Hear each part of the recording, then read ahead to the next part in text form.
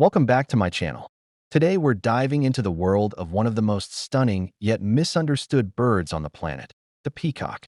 You've seen its feathers on postcards, in temples, even in paintings. But what you're about to learn will completely change how you see this bird forever. Stay till the end, because fact number one is going to shock you. Let's start with something most people get wrong.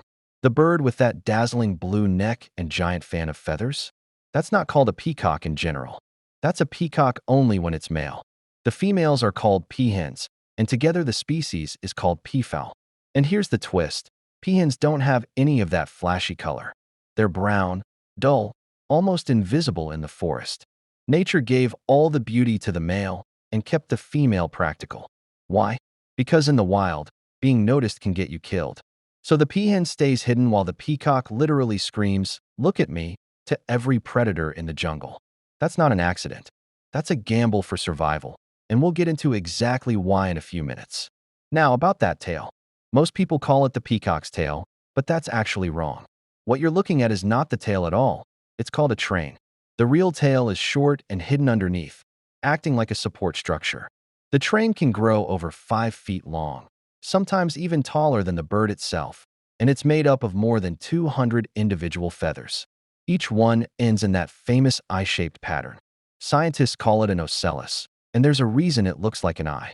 Researchers have found that when a peacock shakes its train during a display, the eyes create an illusion of movement that can startle predators and dazzle potential mates at the same time. It's not just decoration, it's a psychological weapon. Here's where it gets shocking. That incredible blue and green shimmer? It's not from pigment at all. Peacock feathers have almost no blue or green coloring in them. What you're actually seeing is light bending through microscopic crystal-like structures inside the feather. This is called structural color, and it's the same basic principle behind the shimmer on a soap bubble or the inside of a seashell. Depending on the angle of light, the exact same feather can look deep blue, emerald green, or almost black. So technically, peacocks are not colorful. They're colorless. You're just watching light get tricked into looking beautiful. Now let's talk about the mating display, because this is where things get intense. When a peacock wants to attract a peahen, he doesn't just show off his train, he vibrates it. This is called train rattling, and the feathers shake so fast they create a low-frequency hum, almost like a purring sound. That's actually below the range of human hearing in some cases. Peahens can feel this vibration through the ground and through the air. So a peacock isn't just putting on a visual show, he's literally broadcasting a sound you and I can't even detect. Scientists only discovered this using special recording equipment, and it completely changed how we understand peacock courtship. But here's the twist nobody expects. Bigger isn't always better. For decades, everyone assumed peahens simply chose the male with the largest, most elaborate train. Recent long-term studies actually challenged that. Researchers tracking wild peafowl populations found that many peahens were choosing mates based on the quality and symmetry of just the upper feathers near the head, completely ignoring how long the train was. In other words, the male peacocks might be wasting enormous amounts of energy growing massive trains that don't even matter as much as we thought. Nature doesn't always make sense, even to the animals living it. And speaking of energy, growing that train is brutally expensive for the bird's body. A peacock regrows his entire train every single year after molting it. That means rebuilding over 200 feathers, some over 5 feet long, from scratch annually. This uses an enormous amount of protein and energy, and during this molting period, the peacock is at his most vulnerable. He can't fly as well, he can't display to attract mates, and predators know it. So every year, this bird risks its life to rebuild the very beauty it's famous for. Now here's a fact that surprises almost everyone. Peacocks can fly. Most people assume a bird carrying 5 feet of feathers must be grounded, but peafowl are actually capable of short, powerful bursts of flight.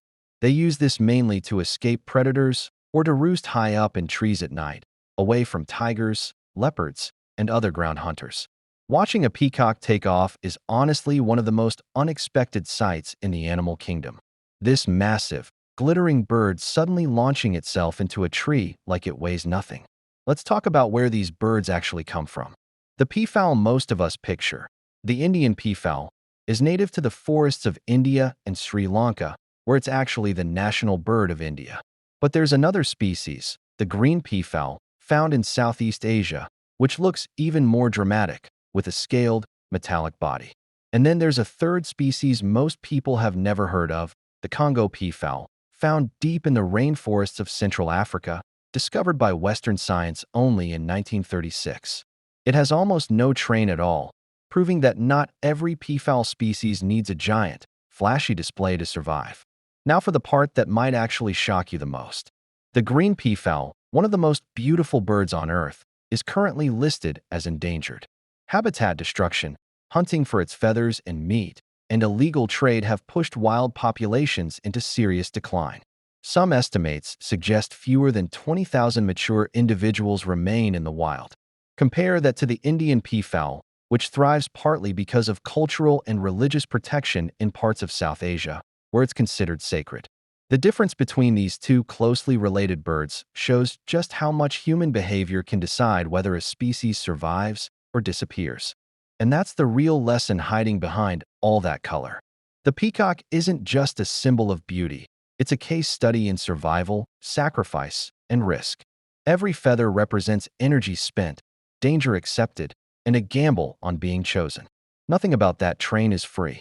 It's paid for in vulnerability, molting seasons, and predator encounters, generation after generation. So the next time you see a peacock spread its train in the sun, you're not just looking at a pretty bird. You're looking at millions of years of evolution, physics, sound, sacrifice, and survival, all wrapped into one living creature. If this video changed the way you see peacocks, hit that like button, subscribe if you're new here, and ring the bell so you never miss the next episode. Let me know in the comments which fact shocked you the most.